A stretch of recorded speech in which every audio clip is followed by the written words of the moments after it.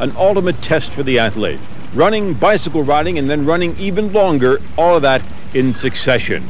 This is the Powerman, or Power Woman. No matter what, it's the World Duathlon.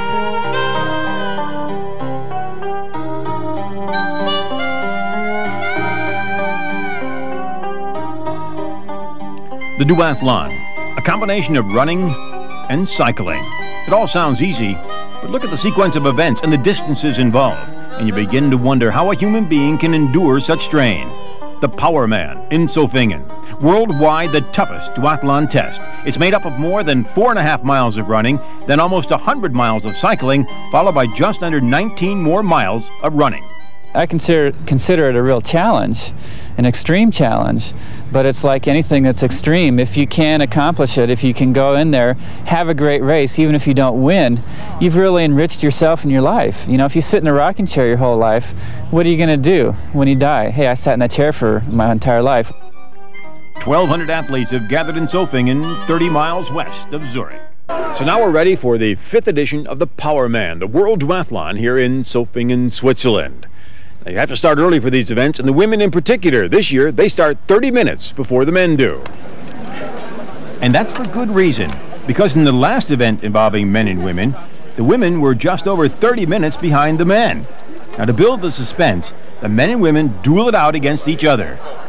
And there's money on the line. The overall winner will receive an additional $10,000 in prize money. 46 women rose to the challenge, among them the world's elite in duathlon and triathlon. A special attraction of the Power Woman competition is the highest prize ever, $200,000. The first running portion covers 4.5 miles. It'll be 3 laps over a course of about 1.5 miles. And that course goes uphill, and then it goes downhill. One of the top favorites is this woman, Paula Newby-Fraser, on the left. She's the world's best triathlete. I like the challenge and the distance, and the fact that it's a difficult course, but you know, when you're out there doing it, you kind of dislike it. So it's sort of like the pain-pleasure threshold, you know, it's pretty much one and the same thing. After about 30 minutes of running, the first women reached the transition area. In the lead is Thea Sabisma, the 32-year-old doctor from the Netherlands. The Zofingen competition is her last international race. The Dutch doctor will be devoting more time to her profession. Earlier in the day, the bikes have been set up in order to make a quick change. You can only get on the bike after you're outside of the transition zone. Then it's time to pedal as hard as you can.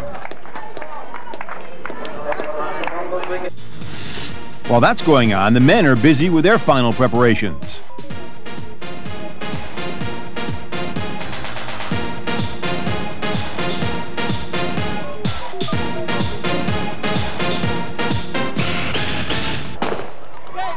Ten minutes later, the start.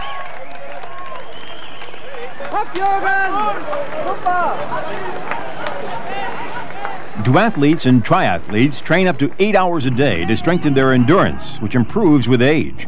On the average, top athletes compete in 4 ultra-distance races per year. Following a race, it can take up to 3 weeks for the body to rejuvenate from the physical stress of the competition. Zofingen defending champion Jürgen Zack of Germany was not able to defend his title.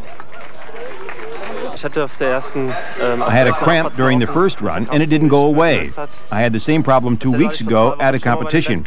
The problem was due to a lack of minerals. I tried to balance things out, but evidently I still lack magnesium and potassium. Bad luck for me. Bitter, especially because I really prepared myself and felt good last week.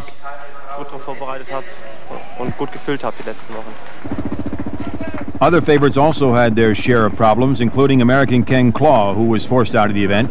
That left things open for the triathlete Mark Allen and Ken Souza. Souza on the left, the pair would eventually pull away from the field.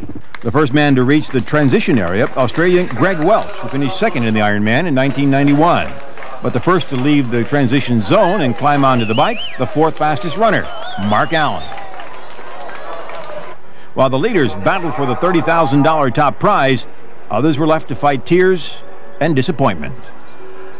We're now ready for more of the World Duathlon competition here in Switzerland. The bicycle portion of the event is in full swing. The Powerman cycling competition covers a distance of 100 miles. That's 3 laps around a course that's over 31 miles long. The leading women's group quickly faces the demands of the mountainous terrain.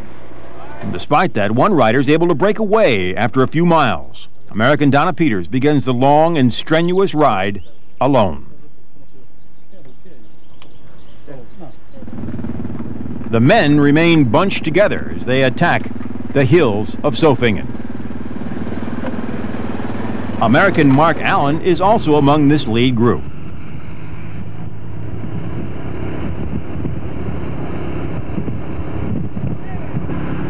This is Australian Greg Welch, an Ironman competitor from Hawaii. In Zofingen, he would only finish 5th. During the race, the riders' minds can wander.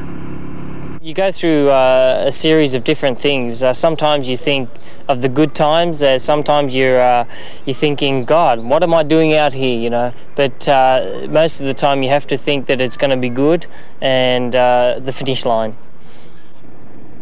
It was a tough day for Thea Sabesma from Holland. She finished 4th, but then was disqualified. She was penalized for riding over a line marker. That mistake cost the doctor $5,000 in prize money, lost in the world's most difficult duathlon.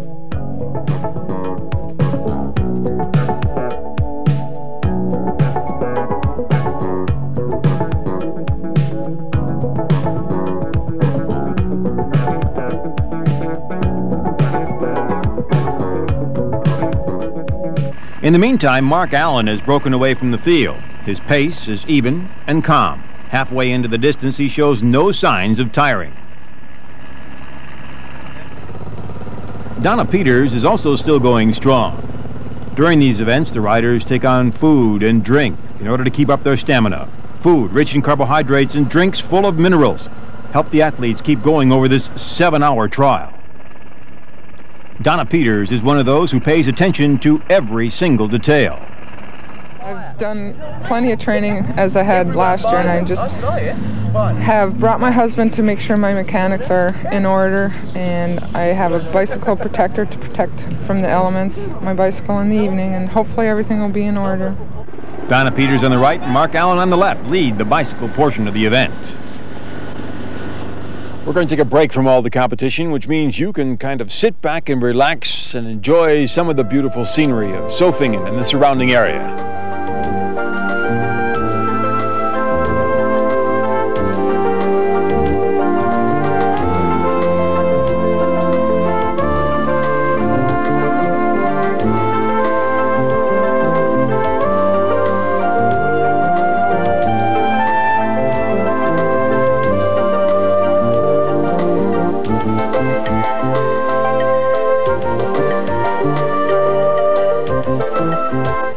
The leaders continue to hold their positions as they go to the transition area from cycling to running again.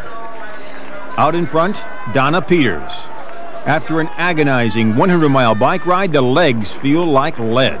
But the duathletes still have another 18-mile run ahead of them.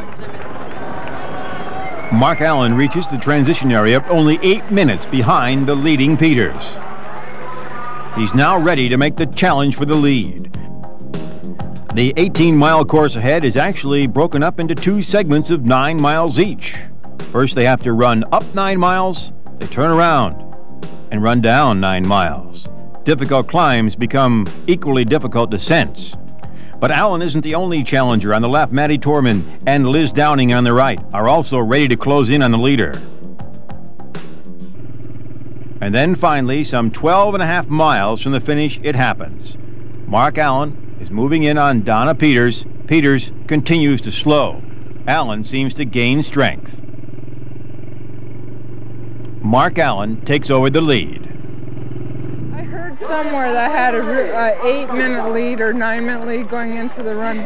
But then I also heard that there's, a big pack of women back there, and there's nothing you can do when those circumstances are there. I mean, I just had to do what I did. 5-time Ironman winner from Hawaii, Paula Newby Frazier, had her problems. She was injured and could not continue. Mark Allen had the race to himself at this moment. The successful triathlete over the last few years reaches the turnaround with a good lead. In second place, Jos Everts from the Netherlands. He tries to work his way forward.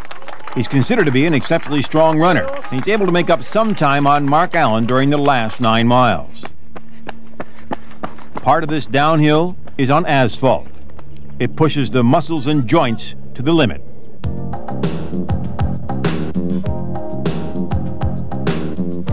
Among the women, American Maddie Torman takes the lead. The 32-year-old has a chance for her greatest victory in her career. And now the last few yards for Mark Allen. At 35, he has the perfect age for endurance sports. Arriving to the applause of the thousands gathered in the stadium, the man from Colorado crosses the finish line after 6 hours and 19 minutes. I felt maybe I had a chance the last loop of the bike when I would put some time on everybody else, and then the turnaround of the run, I really felt like, wow, I got 6 minutes on the next guy. That might be enough. And it was enough for $40,000. And this man, Jos Everts, picked up $15,000 for finishing second. And the first woman coming into the stadium, Maddie Torman. Her first place finish among the women was worth $30,000. Donna Peters was second, Julianne White from Canada third.